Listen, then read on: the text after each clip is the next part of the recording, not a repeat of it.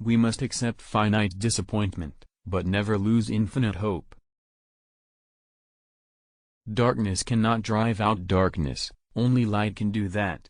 Hate cannot drive out hate, only love can do that. Forgiveness is not an occasional act. It is a permanent attitude. The ultimate measure of a man is not where he stands in moments of comfort and convenience, but where he stands at times of challenge and controversy. Change does not roll on the wheels of inevitability, but comes through continuous struggle. Love is the only force capable of transforming an enemy into friend. There comes a time when one must take a position that is neither safe, nor politic, nor popular, but he must take it because conscience tells him it is right. If you can't fly, then run. If you can't run, then walk. If you can't walk, then crawl. But whatever you do, you have to keep moving forward. Be a bush if you can't be a tree. If you can't be a highway, just be a trail. If you can't be a sun, be a star. For it isn't by size that you win or fail. Be the best of whatever you are. We've got some difficult days ahead. But it really doesn't matter with me now because I've been to the mountaintop. I've looked over and I've seen the promised land. I may not get there with you. But I want you to know tonight that we as a people will get to the promised land. For when people get caught up with that which is right and they are willing to sacrifice for it, there is no stopping point short of victory.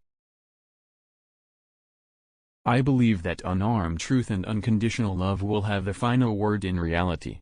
This is why right, temporarily defeated, is stronger than evil triumphant. There comes a time when people get tired of being pushed out of the glittering sunlight of life's July and left standing amid the piercing chill of an alpine November. We must develop and maintain the capacity to forgive.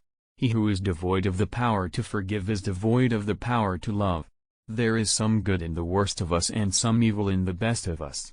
When we discover this, we are less prone to hate our enemies. Rarely do we find men who willingly engage in hard, solid thinking. There is an almost universal quest for easy answers and half-baked solutions. Nothing pains some people more than having to think. We must build dikes of courage to hold back the flood of fear.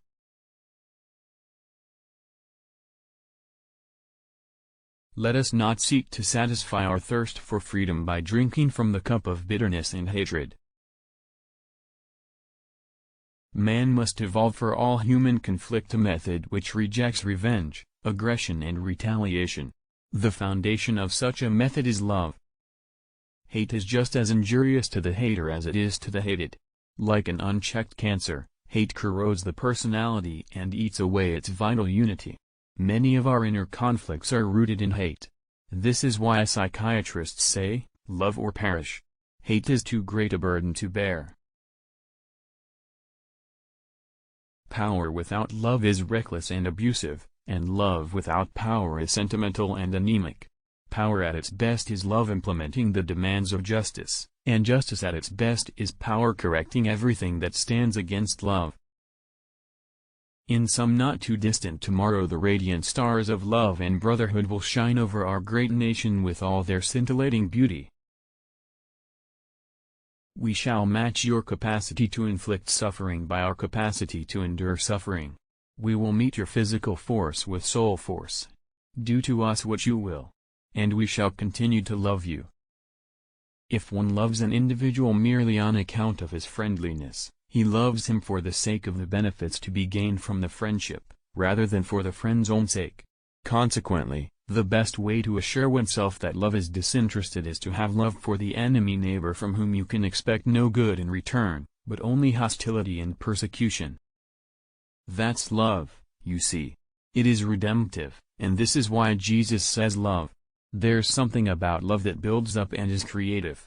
There is something about hate that tears down and is destructive. So love your enemies. You know, a lot of people don't love themselves. And they go through life with deep and haunting emotional conflicts. So the length of life means that you must love yourself. And you know what loving yourself also means? It means that you've got to accept yourself. You can kill the dreamer, but you can't kill the dream. Even though we face the difficulties of today and tomorrow, I still have a dream. All we say to America is, be true to what you said on paper. If I lived in China or even Russia, or any totalitarian country, maybe I could understand the denial of certain basic First Amendment privileges, because they hadn't committed themselves to that over there.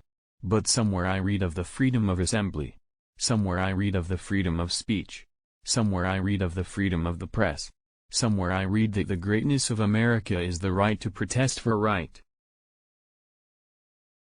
Freedom is never voluntarily given by the oppressor, it must be demanded by the oppressed. The hottest place in hell is reserved for those who remain neutral in times of great moral conflict. I am not interested in power for power's sake, but I'm interested in power that is moral, that is right and that is good. Everybody can be great, because anybody can serve. You don't have to have a college degree to serve. You don't have to make your subject and verb agree to serve. You only need a heart full of grace, a soul generated by love. We must develop and maintain the capacity to forgive. He who is devoid of the power to forgive is devoid of the power to love. There is some good in the worst of us and some evil in the best of us. When we discover this, we are less prone to hate our enemies. There comes a time when one must take a position that is neither safe nor politic nor popular, but he must take it because his conscience tells him it is right. The ultimate measure of a man is not where he stands in moments of comfort and convenience, but where he stands at times of challenge and controversy. If you can't fly then run, if you can't run then walk, if you can't walk then crawl, but whatever you do you have to keep moving forward. Here is the true meaning and value of compassion and nonviolence, when it helps us to see the enemy's point of view, to hear his questions, to know his assessment of ourselves. For from his view we may indeed see the basic weaknesses of our own condition, and if we are mature, we may learn and grow and profit from the wisdom of the brothers who are called the opposition. The whirlwinds of revolt will continue to shake the foundations of our nation until the bright day of justice emerges. Nonviolence is a powerful and just weapon.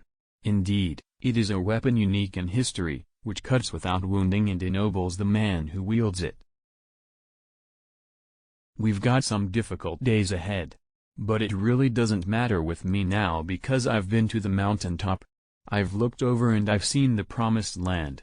I may not get there with you. But I want you to know tonight that we as a people will get to the promised land. I believe that unarmed truth and unconditional love will have the final word in reality. This is why right, temporarily defeated, is stronger than evil triumphant. If we are to have peace on earth, our loyalties must become ecumenical rather than sectional. Our loyalties must transcend our race, our tribe, our class, and our nation, and this means we must develop a world perspective. One day we will learn that the heart can never be totally right when the head is totally wrong. I have a dream that my 4 little children will one day live in a nation where they will not be judged by the color of their skin, but by the content of their character. Whatever affects one directly, affects all indirectly. Violence is immoral because it thrives on hatred rather than love. Violence ends up defeating itself. It creates bitterness in the survivors and brutality in the destroyers. We must use time creatively, in the knowledge that the time is always right to do right. Science investigates, religion interprets. Science gives man knowledge, which is power, religion gives man wisdom, which is control. Science deals mainly with facts, religion deals mainly with values. The two are not rivals. We have also come to this hallowed spot to remind America of the fierce urgency of now. This is no time to engage in the luxury of cooling off or to take the tranquilizing drug of gradualism. Now is the time to make real the promises of democracy. Yes, if you want to say that I was a drum major, say that I was a drum major for justice, say that I was a drum major for peace, I was a drum major for righteousness, and all the other shallow things will not matter.